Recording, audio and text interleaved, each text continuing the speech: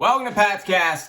I'm Brad Whitaker. The Patriots offensive coordinator search has been extensive with roughly a dozen interviews, and currently 6 of those candidates remain as they haven't found themselves jobs elsewhere just yet.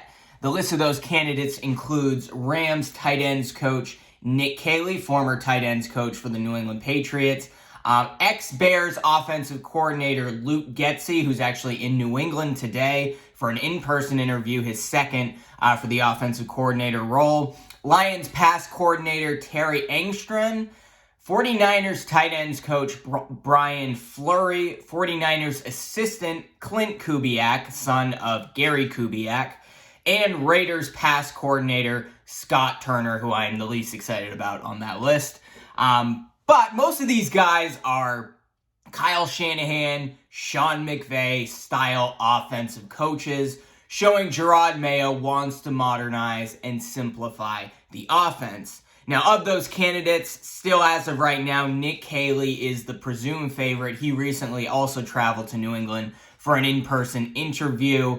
But there are some concerns there. He's never called plays, he's never coached quarterbacks, and a lot of those concerns exist with some of these other candidates as well. So I think the question is, what is taking so long for the Patriots to make a decision? Because once you have an offensive coordinator, then you have a better idea of your offensive scheme, then you have a better idea of who you're going to select in free agency, which is just around the corner, and who you're going to ultimately draft. And they're really taking their time in terms of the offensive coordinator search relative to the other open slots in the coaching staff. But perhaps the reason the Patriots are taking so long is they're still holding out for potentially bringing in Josh McDaniels as the offensive coordinator once again, which would be his third stint in New England in that role. You know, with it looking highly unlikely that Bill Belichick will be an NFL coach heading into next season, the odds of McDaniels returning to New England did jump significantly. But as of now, there's still no word on an interview. Like, there really even needs to be an interview. If Josh comes in there, like, they know exactly what they're going to get. So perhaps that's the reason they want to look at some of these other candidates first. And then you think, okay, maybe we'll consider Josh. We bring him in for an interview and see what he wants to do. But bringing in Josh McDaniels is a very complex situation, certainly under Jerod Mayo compared to what it was under Bill Belichick and working with Tom Brady and Mac Jones. A lot of questions, a lot of concerns are raised by bringing in a guy like Josh McDaniels. First, are they going to run the Erhardt-Perkins Patriots offense that they run with Tom Brady, that they sort of ran with Cam Newton, and that they ran again with Mac Jones, at least his rookie season when Josh McDaniels was still there? Clearly, Mayo is looking to modernize the offense with some of these candidates he's interviewing. So are they going to go back to the ways of old, which seems a bit outdated in today's NFL, especially when you don't have a pocket passer like Tom Brady who can make up for some of those deficits in the league, not having a modern quarterback out there who's more mobile and runs bootlegs and does all those sorts of things. Also, will there be a battle of egos with young head coach Jerod Mayo in there and a far more experienced ex-head coach, Josh McDaniels? That is a real concern as well. And another thing, McDaniels is being paid quite a bit by the Las Vegas Raiders still for the foreseeable future. Does he even really want to come back? Like, that's a really big question. And finally, will this look bad to Bill Belichick, who may want to coach in 2025, assuming he doesn't get a job this season, which it doesn't look like he's going to, and Josh looks like his allegiance is somewhere else?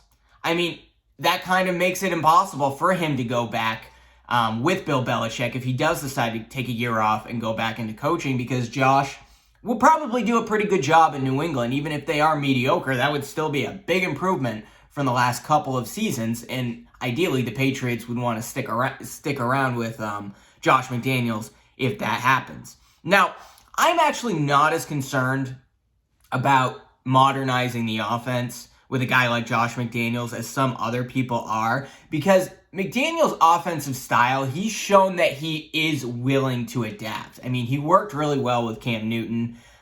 He worked well with Jacoby Brissett and more mobile style quarterbacks. And And look, these wide zone schemes, bootlegs, etc. They aren't exactly foreign to him, right? Like, it's not like they never did that in New England. It just wasn't really his bread and butter. They were more of a power run style offense. And there's no reason to really think that McDaniels can't find a hybrid between the two, between the Earhart-Perkins and the Shanahan-style offense. I mean, after all, he is, like Belichick, a week-to-week game planner. What you see in the offense under Josh McDaniels 1 week is going to be completely different the following week, depending on the defense that they're facing.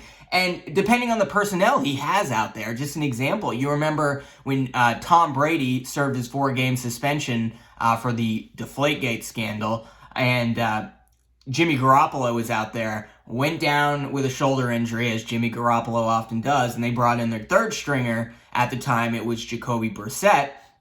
And they put together a really nice game plan around Brissett the following week, and they ended up winning the game. And he did that because he knew, okay, we have a different quarterback out there. He's going to have to be a little bit mobile. They ran bootlegs. They did a bunch of different things. So if you draft a Jaden Daniels or a Drake May, and you have one of those mobile style quarterbacks in there, I don't think Josh McDaniels is going to say, no, they're going to be Tom Brady. No, he's going to adapt, and he's going to find some sort of hybrid with a wide zone scheme and a power run with the Earhart-Perkins and the Kyle Shanahan, Sean McVay style offense. So that doesn't really bother me as much as it does other people. Now, the young head coach Mayo paired with the more experienced McDaniels is certainly a concern, right? I think that's a much bigger concern, especially if Mayo just wants to start over and do his own thing in New England, which according to his interview so far, seems like that's what he wants to do. However, they really need someone experienced out there, right? I mean, the offense is starting from scratch, essentially. There aren't a lot of spots that aren't already plugged in on that roster. Yeah, they're fine, I think, at guard and at center, and they have a few receivers coming back, but the only one you really feel good about right now is Demario Douglas.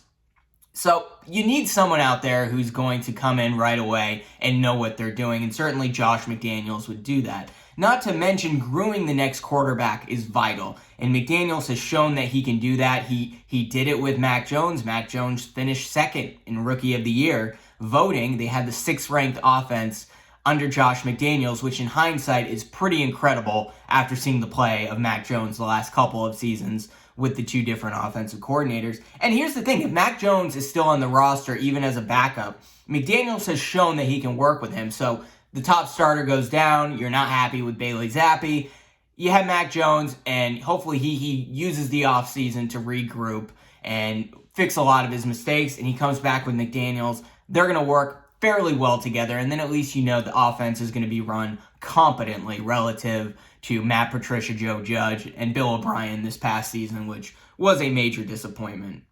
Now, McDaniels also has family connections to New England, so I don't think it's much of a concern on whether or not he wants to come back. It's more, does he want to go back to coaching right away? I mean, if he does, McDaniels is still fairly young, so he maybe still has head coaching aspirations, but it's probably not going to happen for, another decade down the road.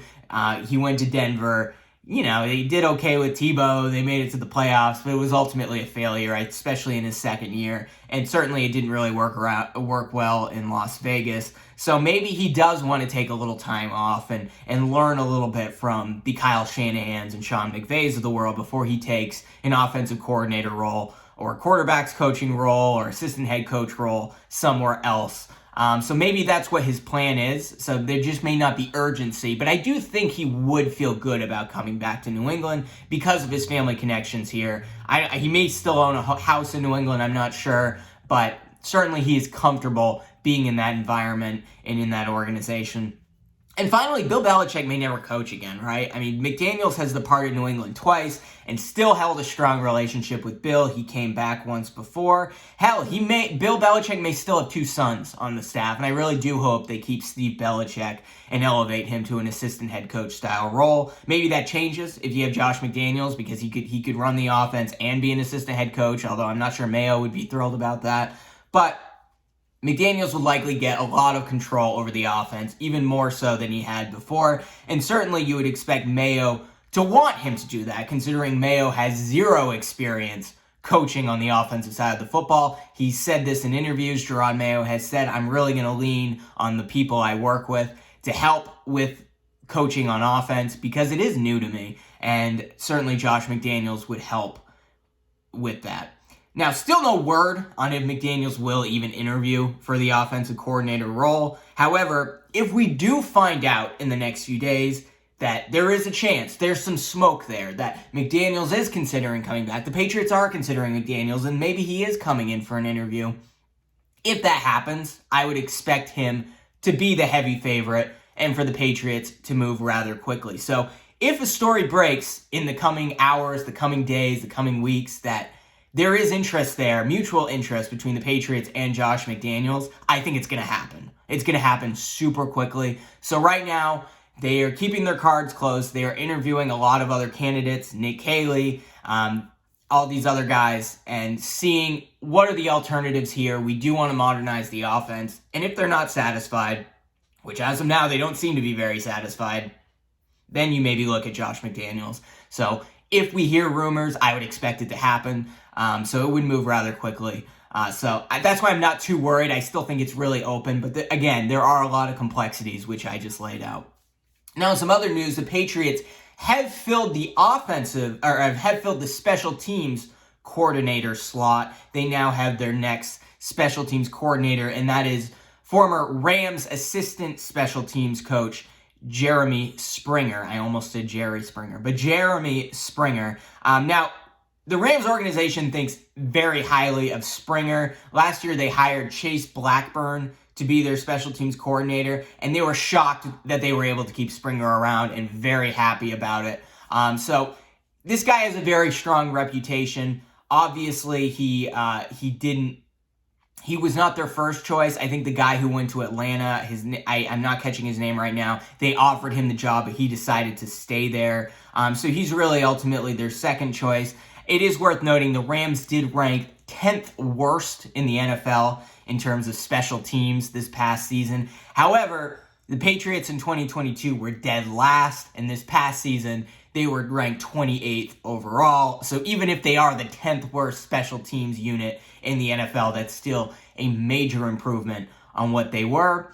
And look, he wasn't the special teams coach in Los Angeles. He was the special teams assistant. So there's going to be something different you get with Springer, and obviously the Patriots liked what they saw enough to offer him the job, even if he was their second choice. And look, he was plucked from the Sean McVay tree, which Jerod Mayo clearly thinks very highly of with some of the candidates he's interviewing. Perhaps that will be an indicator of what they do with the offensive coordinator role, but we'll see what ends up happening. Apologies if the audio is a bit off. Yesterday, I had to make a few cuts on the podcast because I was having some microphone issues. I have a new one coming in, so that should be improved again tomorrow. Be sure to tune in to Pat's Cast. Like this video, subscribe on YouTube if that's where you watch your podcast, or if you listen to your podcast, subscribe there, and we'll be back tomorrow with hopefully more news about the offensive coordinator role.